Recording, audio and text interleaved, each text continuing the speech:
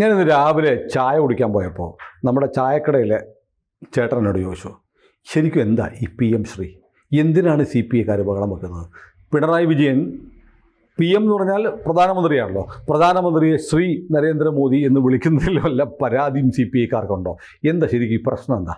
അത് മറ്റേ ശ്രീയം എന്നൊക്കെ പറഞ്ഞ ആളുകളൊക്കെ ഇല്ലേ, അതുമായി വല്ല ബന്ധമുണ്ടോ ആളുകൾക്ക് വലിയ കാര്യമായ സംശയമുണ്ട്.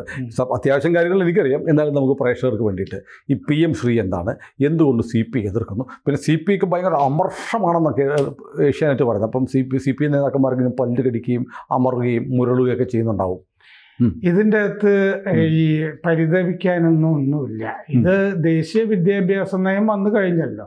ദേശീയ വിദ്യാഭ്യാസത്തിൻ്റെ നയത്തിൻ്റെ ഭാഗമായിട്ട് രാജ്യമൊട്ടാകെ 15,000-ഓളം സ്കൂളുകൾ നന്നാക്കാൻ തീരുമാനിച്ചിട്ടുണ്ട്. ഇവിടെ കിഫ്ബിയിലൊക്കെ കുറേ നന്നാക്കിയില്ലേ, അതുപോലെയൊക്കെ സ്കൂളുകളും അത്യാവശ്യം ഡിജിറ്റൈസ് ഒക്കെ ചെയ്യും. Prime ministers school for rising India, അതാണ് PM ശ്രീ എന്ന് പറയുന്നത്. Prime ministers school for rising India. ഇന്നലെ ഞാൻ വായിച്ചു, പ്രിയങ്ക വയനാട്ടിനെ കുറിച്ച് പറഞ്ഞു. വയനാട് ഈ കാണുന്നതിനപ്പുറത്ത് വേറൊരു വയനാടുണ്ട്. അവിടെ 172 പെൺകുട്ടികൾ പഠിക്കുന്ന സ്കൂളിന് ഒരു ടോയ്ലറ്റാണ്. ഇതൊക്കെ നന്നാക്കണ്ടേ? ഇതൊക്കെ നന്നാക്കാൻ കേന്ദ്രം ഫണ്ട് തരുന്നുണ്ടെങ്കിൽ അത് ഉപയോഗിക്കുന്നതിന് എന്താ കുഴപ്പം? അവർ കേളുവിന് കത്തെഴുതി അല്ലേ വയനാട്ടിൽ നിന്നുള്ള. അപ്പോൾ ഇതെന്താന്ന് വെച്ച് കഴിഞ്ഞാൽ അങ്ങനെ 25,000 കോടി എന്ന് പറയാം, 24,000 ചില്ലാനം കോടി, ഇത്രയും കോടി അതിനുവേണ്ടി വകയിരുത്തിയിട്ടുണ്ട്. രാജ്യമൊട്ടാകെ 15,000 സ്കൂളുകൾ ഇതിനു വേണ്ടി പ്രത്യേകിച്ച് സ്കൂളുകൾ ആധുനിക നിലവാരത്തിലേക്ക് ഉയർത്തുന്നു.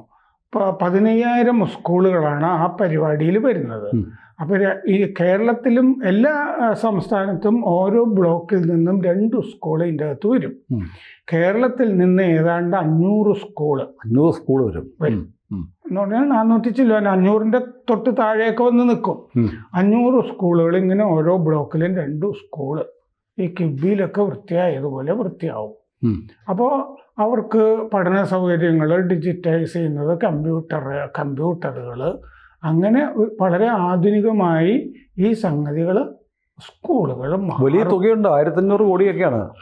അതായത് ഒരു സ്കൂളിന് ഈ പറഞ്ഞ പോലെ 1.5 കോടിയോളം രൂപ ഈ ഒരു സ്കൂളിന് കിട്ടും. ഒരു സ്കൂളിന് 150 ലക്ഷം രൂപ, 1.5 കോടി രൂപ ഈ ഓരോ കൊല്ലവും. 5 കൊല്ലത്തേക്കാണ് ഓരോ കൊല്ലവും കിട്ടും. അപ്പോൾ 5 കൊല്ലം കൊണ്ട് ഏതാണ്ട് 7.5 കോടി രൂപ കിട്ടും. അത് ഓരോ കൊല്ലവും വേറെ സ്കൂളുകൾ എടുക്കാം. പക്ഷേ ഇപ്പൊ കേരളം ഇതിൻ്റെ അകത്ത് 2 ആഴ്ച മുമ്പ് പിണറായി വിജയൻ പോയപ്പോൾ പിണറായി വിജയന് അവിടെ കേന്ദ്രത്തിലെ വിദ്യാഭ്യാസ മന്ത്രി പറഞ്ഞു കൊടുത്തൊക്കെ മനസ്സിലായി എന്നുള്ളത് വളരെ വ്യക്തമാണ്. കാരണം 2 ആഴ്ച മുമ്പാണ് പിണറായി വിജയന്റെ മനം മാറിയിരിക്കുന്നത്. സതീശൻ പറയുന്നത് ലാവ്ലിൻ കേസും മറ്റേ കേസും മറിച്ച കേസും ഒക്കെ കൊണ്ടാണെന്നാണ്. അങ്ങനെയൊന്നുമല്ല, പിണറായി വിജയൻ ബുദ്ധിയും വിവരമുള്ള ആളാണ്. പിന്നെ എനിക്ക് നേരിട്ട് അറിയാവുന്ന ആളല്ലേ, ഷാർപ്പാണ്, പെട്ടെന്ന് പറഞ്ഞാൽ മനസ്സിലാവുകയും ചെയ്യും. അപ്പൊ അങ്ങേർക്ക് കാര്യം പിടികിട്ടി. അപ്പൊ 1,400 കോടി രൂപ ഇങ്ങോട്ട് കിട്ടുന്നത് എന്തിനു കളയണം? അത് മാത്രമല്ല, അതിന്റെ ഗുണഭോക്താക്കൾ നമ്മുടെ കുട്ടികളാണ്.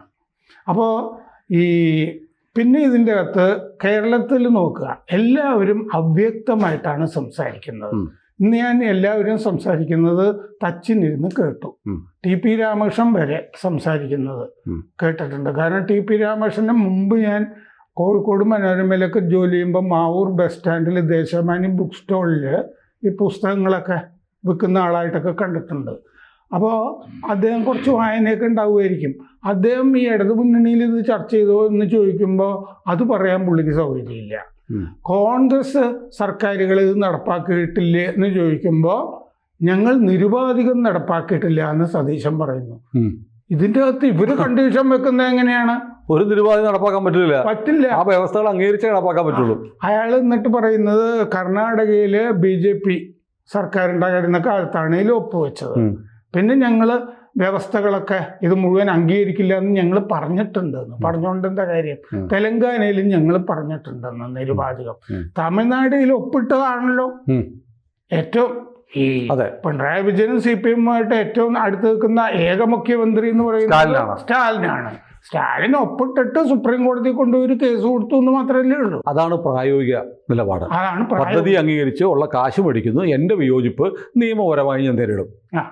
അപ്പോൾ ഇത് ദേശീയ നയമാണ്, ഇതിൻ്റെ അകത്ത് കോടതിക്ക് ഇടപെടാനില്ല, അത് നടപ്പാക്കുക എന്നല്ലേ കോടതിയും പറയുന്നത്. ഇവർക്ക് എന്താണ് അഭിപ്രായ വ്യത്യാസം? CPI പറയുന്ന അഭിപ്രായ വ്യത്യാസം എന്താ? ഇതിൻ്റെ അകത്ത് CPI പറയുന്നത് എന്താണെന്ന് വെച്ചാൽ, ഇതിൻ്റെ അകത്ത് കുഴപ്പം പിടിച്ചിരിക്കുന്നത് ഈ മധുര പാർട്ടി കോൺഗ്രസ്സിൽ പാർട്ടി നടപ്പാക്കിയിട്ടുള്ള നയം, CPM നയം പറഞ്ഞിരിക്കുന്ന ദേശീയ വിദ്യാഭ്യാസ നയം നമ്മൾ മുച്ചൂട് എതിർക്കും എന്നാണ് പറഞ്ഞിരിക്കുന്നത്. നമ്മൾ അംഗീകരിക്കുന്ന പ്രശ്നമേ ഇല്ല അത്. കാരണം അത് ഫാഷിസ്റ്റ് സിലബസ്, കരിക്കുലം ഇതൊക്കെ നടപ്പാക്കാനുള്ള ചുമ്മാ പറയുന്നതാണിത്. വേസ്റ്റ് വർത്താനാണിത്. എങ്ങനെയാണ് ഇതിൻ്റെ അകത്ത്? ഒന്നാമത് ഇതിൻ്റെ അകത്ത് സിലബസ് കാണുമ്പോഴാണല്ലോ ഇത്. ഒന്നത് ഈ ഫാഷിസ്റ്റ് എന്നൊക്കെ ഈ ചാപ്പ് കുത്തുന്ന തന്നെ ശുദ്ധ പോക്ക്. അല്ല, CPM തന്നെ പറഞ്ഞിട്ടുണ്ടല്ലോ മോദി സർക്കാർ ഫാസിസ്റ്റ് അല്ലെന്ന്. മധുര കോൺഗ്രസിലെ പ്രധാനപ്പെട്ട തീരുമാനം തന്നെ ഇത് ഫാഷിസ്റ്റ് അല്ല എന്നുള്ളത്. പിന്നെ ഈ നിലപാടാണല്ലോ. കാരണം എന്താണെന്ന് വെച്ചാൽ അവർ മൃദു ഹിന്ദുത്വയിലേക്ക് പോകുന്നത് കൊണ്ട് ഈ ഹിന്ദുത്വയിൽ BJPക്ക് വെല്ലുവിളി ഉയർത്തണം എന്നുള്ളതാണ് മധുര പാർട്ടി കോൺഗ്രസിന്റെ തീരുമാനം. അതല്ലേ അതിന്റെ മലയാളം. അപ്പൊ അങ്ങനെ ഇരിക്കുമ്പോൾ ഇതിങ്ങനെ ഫാഷിസം എന്ന് പറഞ്ഞാൽ ഇവിടെ കുറെ നാള് ചെലവായിരുന്നു, ഇപ്പൊ ചെലവാകുന്നില്ല. ഹെജിമണി, ഇങ്ങനെ കുറെ ബ്രാൻഡിങ് ഉണ്ട് ഇവരുടെ ചാപ്പകുത്തല്, അതിന്റെ ഭാഗമായിട്ട് വന്നാണ്. അപ്പോൾ ഇത് സംസാരിച്ചത് അബദ്ധത്തില് ബിനോയ് വിശ്വൻ സംസാരിച്ചിരിക്കുന്നത് MA ബേബിയോടാണ്. MA ബേബി പിണറായി വിജയൻ വല്ല വിലയും വെക്കുന്നുണ്ടോ? പഴയ ജനറൽ സെക്രട്ടറിയാണ് പാർട്ടിയുടെ. ജനറൽ സെക്രട്ടറി പിണറായി അവിടെ ഇരിക്കുക എന്ന് പറയാൻ ജനറൽ സെക്രട്ടറിക്ക് അധികാരം. അപ്പോൾ ബിനോയ് വിശ്വത്തിനോട് MA ബേബി പറഞ്ഞു എന്നാണ് ബിനോയ് പറയുന്നത്. നമുക്കിത് സംസാരിക്കാം. സംസാരിക്കാന്നല്ലേ പറഞ്ഞത്? അത് സംസാരിക്കാം. ഞങ്ങൾ ദേശീയ നയത്തിന് എതിരാണ്. അതേ സംസാരിക്കാം. ഒപ്പുവെച്ചല്ലോ വാസുകി. ഇന്നലെ ഒപ്പുവെച്ച ശേഷം കണ്ടീഷൻസ് ഒക്കെ അംഗീകരിച്ച് സംസാരിച്ചൊരു ചായയൊക്കെ കഴിച്ച് പിരിയാം. അങ്ങനെ പിരിയാം. അതല്ലാതെ ഇതിൻ്റെ അകത്ത് ഈ ചാനലുകൾ പറയുന്ന പോലെ ഞാൻ വലിയ രാഷ്ട്രീയ പ്രതിസന്ധികളൊക്കെ കണ്ടിട്ടുള്ളത് കൊണ്ട് പറയുകയാണ്. ഇതിൻ്റെ അകത്തൊരു മാങ്ങാത്തൊലിയില്ലേ ഇതിൻ്റെ അകത്ത്. ഒന്നും ചെയ്യാൻ അമർഷം എങ്ങനെ അവസാനിക്കും? ഒന്നാമത് അതുപോലെ സ്റ്റേച്ചറുള്ള ലീഡേഴ്സ് ഒന്നും ഈ CPIക്ക് ഇല്ല. CPIയോട് ബിനോയ് വിശ്വൻ രാവിലെ വീട്ടിൽ വിളിച്ചിട്ട് മന്ത്രിമാരോട് നിങ്ങൾ കർശനമായിട്ട് ഇങ്ങനെ മന്ത്രിസഭാ യോഗത്തിൽ പറയണം എന്ന് കർശനമായിട്ട് പറയണം എന്ന് പറഞ്ഞിട്ടുണ്ടെന്നാണ് ഈ ചാനലുകൾ പറയുന്നത്. ഈ മന്ത്രിമാർ, CPIയുടെ 4 മന്ത്രിമാർ കർശനമായിട്ട് എങ്ങനെയാണ് പറയാന്ന് നമുക്ക് ഊഹിക്കാവുന്നതല്ലേ ഉള്ളൂ. ഇങ്ങനത്തെ ബിനോയ് രാവിലെ വിളിച്ചിരുന്നു, ഞങ്ങൾ അവിടെ നിന്നാണ് ഇഡ്ഡലിയും ചായയൊക്കെ കഴിച്ചത്, ഇങ്ങനെ പറയണമെന്ന് പറഞ്ഞിട്ടുണ്ട് കേട്ടോ. ഞങ്ങൾ പറഞ്ഞിരിക്കുന്നു. അത് ഞങ്ങൾ പറഞ്ഞിരിക്കുന്നു.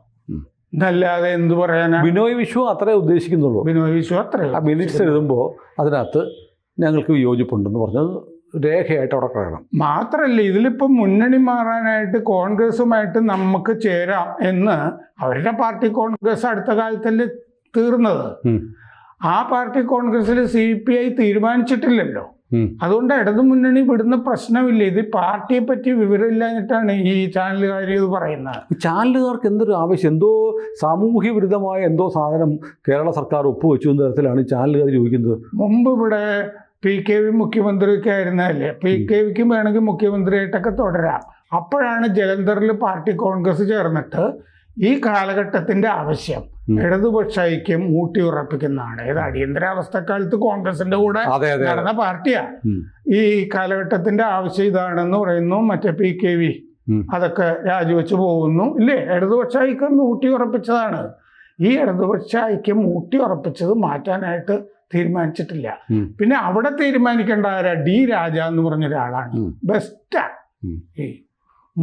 മുമ്പ് AB ബർദ്ധനൊക്കെ ആണെങ്കിൽ പിന്നെയും നമുക്ക് എന്തെങ്കിലുമൊക്കെ നടക്കും എന്നൊക്കെ തോന്നാം. ശക്തമായി സംസാരിക്കുകയെങ്കിലും ചെയ്യും ബർദ്ധൻ. മുമ്പൊരിക്കലും ഈ D രാജയുടെ വീടിന്റെ ചിത്രം എന്ന് പറഞ്ഞ ഒരാളെന്നെ ചിത്രം കാണിച്ചു. ആ ചിത്രത്തിന്റെ ചോറിൽ ഒരു യേശുക്രിസ്തുവിന്റെ പടം ഉണ്ടായിരുന്നു.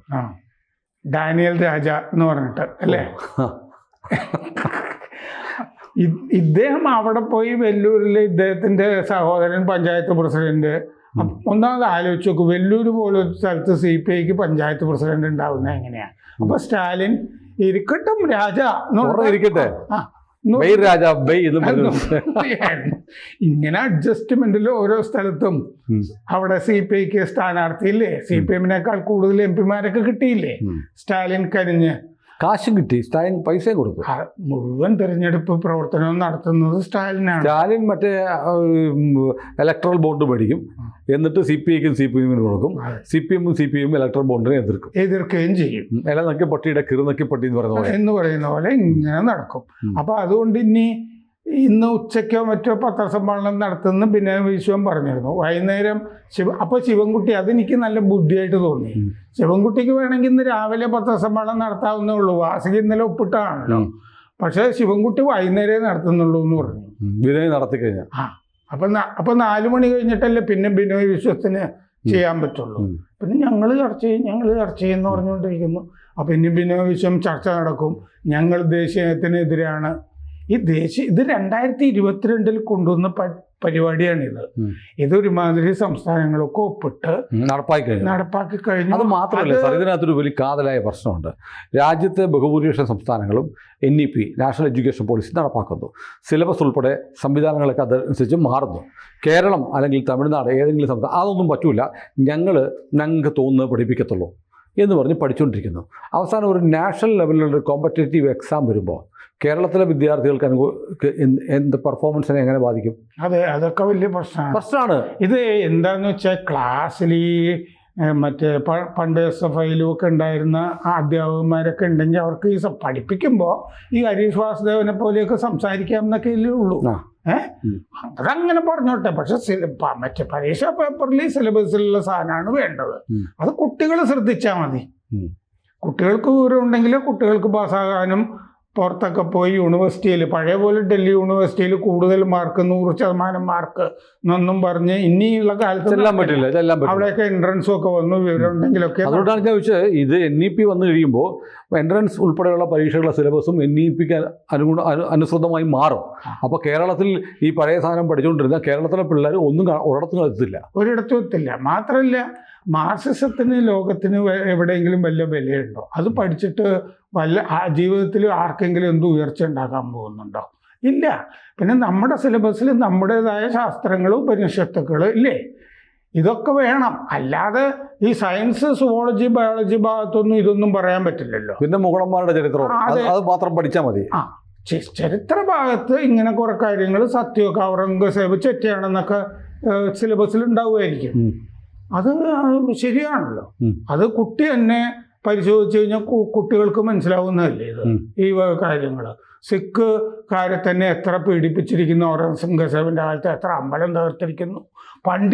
കശ്മീർ പണ്ഡിറ്റുമാരുടെ കാര്യം ഇന്ന് തുടങ്ങിയതാണോ? കശ്മീർ പണ്ഡിറ്റുമാരുടെ കാര്യവും പറഞ്ഞ് ഗുരു ഗോവിന്ദ് സിംഗ് അങ്ങനെ സദസ്സിൽ പോയതിനാണ് ഗുരു ഗോവിന്ദ് സിംഗിനെയൊക്കെ ഉന്മൂലനം ചെയ്യാനുള്ള നടപടിയിലേക്കൊക്കെ ഔറംഗസേബ് പോകുന്നത്. ഹിന്ദുക്കളെക്കാൾ കൂടുതൽ അക്കാലത്ത് സിഖുകാരുണ്ട്. ഇതൊക്കെ ചരിത്രത്തിലുള്ളതാണ്. നമ്മൾ മാർക്സിസം പറഞ്ഞുകൊണ്ടിരുന്നു കഴിഞ്ഞാലൊന്നും, ഫാഷിസം എന്നൊന്നും പറഞ്ഞുകൊണ്ടിരുന്നാലൊന്നും കാര്യമൊന്നും നടക്കില്ല. ഇന്നലെയും മറ്റോ അവിടെ റെയ്ഡ് നടത്തിയില്ലേ ഗാസയിൽ. റെയ്ഡ് നടത്തിയപ്പോൾ ഗാസയുടെ ഒരു കേന്ദ്രത്തിൽ നിന്ന് ഹിറ്റ്ലറുടെ ആത്മകഥ അറബി ഭാഷ, മെയിൻ കാഫ് അറബിയിലുള്ള കിട്ടി. കാരണം അയാള് ജൂതന്മാരെ കൊന്നിട്ടുള്ളതാണല്ലോ. ഇതിന്റെ തന്ത്രം എന്തെന്ന് പഠിക്കാൻ അറബിയില് ഇങ്ങനെ ഇതൊക്കെയാണ്. അപ്പോൾ ആ ഹമാസിനെയും പിന്തുണച്ചല്ലേ ഇവിടെ മാർക്സിസ്റ്റുകൾ നടക്കുന്ന. അവര് മെയിൻ കാഫും പഠിച്ചാണ് ജിഹാദ് നടത്തുന്നത്. ഇങ്ങനെ ഈ വൈരുദ്ധ്യങ്ങളുടെ ഒരു ലോകമാണ്. വൈരുദ്ധ്യങ്ങളുടെ ലോകത്ത് നമ്മൾ നമ്മുടെ തിരിച്ചറിവുകൾ കൊണ്ടാണ് നമ്മൾ ജീവിത വിജയം നേടുകയാണെങ്കിൽ ഉണ്ടാകുന്നത്. അത് കുട്ടികളുടെ അവരുടേതായ ബുദ്ധിയും വളർച്ചയും കൊണ്ട് ആണ് ഉണ്ടാകുന്നത്. അതുകൊണ്ട് കുട്ടികൾ അവരുടെ ഭാവി തിരഞ്ഞെടുക്കുക. അതല്ലാതെ ശിവൻകുട്ടി പറഞ്ഞത്, GRNൽ പറയുന്നത്, D രാജ പറയുന്നത്, ഇതിൻ്റെ ഒന്നും പിന്നാലെ പോയിട്ട് കാര്യമില്ല. അതുകൊണ്ട് ഈ സിലബസ് നമ്മുടെ വിദ്യാഭ്യാസ നയം മാറി. അതനുസരിച്ചിട്ട് കാശ് കിട്ടും. ആ കാശ് നഷ്ടപ്പെടുത്താൻ പറ്റില്ല. അതെ, കുട്ടികളുടെ ഭാവിയുടെ പ്രശ്നമാണ്. രാജ്യത്തെമ്പാടും ഇത് നടപ്പാക്കിക്കൊണ്ടിരുന്നു. അവിടുത്തെ കുട്ടികൾ മികച്ച സൗകര്യങ്ങളുള്ള വിദ്യാലയങ്ങളിൽ പഠിക്കുമ്പോൾ നമ്മുടെ കുട്ടികൾ വീണ്ടും ഈ കുഴിയിൽ കിടക്കണമെന്നാണ്. പിണറായി വിജയൻ ഇത് വളരെ മുമ്പേ തിരിച്ചറിഞ്ഞു. പറഞ്ഞു എൻ്റെ മകൻ രാഷ്ട്രീയത്തിലേക്ക് ഇറങ്ങാറില്ല, വീട് ഓഫീസ്, ഓഫീസ് വീട്, ഇങ്ങനെ നടക്കുന്ന ഒരാളാണ് എന്ന് പറഞ്ഞാൽ എന്താ അർത്ഥം? കുട്ടികളെ നിങ്ങൾ SFIയിലൊന്നും ചേരരുത്, നിങ്ങൾ അവനവൻ്റെ പണി നോക്കി പോവാ. അല്ല, ഗെയിൽ പൈപ്പ് ലൈൻ പിണറായി ഉള്ളതുകൊണ്ടാണ് നടപ്പായത്. നാഷണൽ ഹൈവേ വികസനം പിണറായി ഉള്ളതുകൊണ്ടാണ്. അപ്പോൾ കേന്ദ്രം മുന്നോട്ട് വയ്ക്കുന്ന അടിസ്ഥാന മേഖലാ വികസനം, മറ്റ് വിദ്യാഭ്യാസ മേഖലയിലെ, ആരോഗ്യ മേഖലയിൽ പ്രശ്നം ഉണ്ടായിരുന്നു. ഇതെല്ലാം നടപ്പാക്കാൻ ഏറ്റവും നല്ലത് പിണറായിയുടെ സർക്കാർ കേരളത്തിൽ ഇരിക്കുന്നതാണ്. അദ്ദേഹത്തിൻ്റെ മക്കൾ ബർമിങ്ങാം, എട്ടിമടയിലെ അമൃത ഇല്ലേ യൂണിവേഴ്സിറ്റി, ഡീംഡ് യൂണിവേഴ്സിറ്റി, അദ്ദേഹം വഴി കാണിച്ചിട്ടുണ്ട് കുട്ടികളെ. ആ വഴിക്ക് നീങ്ങും. അതെ. ദേശീയ നയം സ്വീകരിക്കൂ. ഇതല്ലേ നമുക്ക് പറയാനുള്ളത്. ബെർലിൻ കുഞ്ഞനന്ദൻ നായർക്ക് സമർപ്പണം. കൂടുതൽ വാർത്തകളും വിശേഷങ്ങളും നിങ്ങളിലേക്ക് എത്താൻ ABC മലയാളം സബ്സ്ക്രൈബ് ചെയ്യുക, ബെൽ ബട്ടണും അമർത്തുക.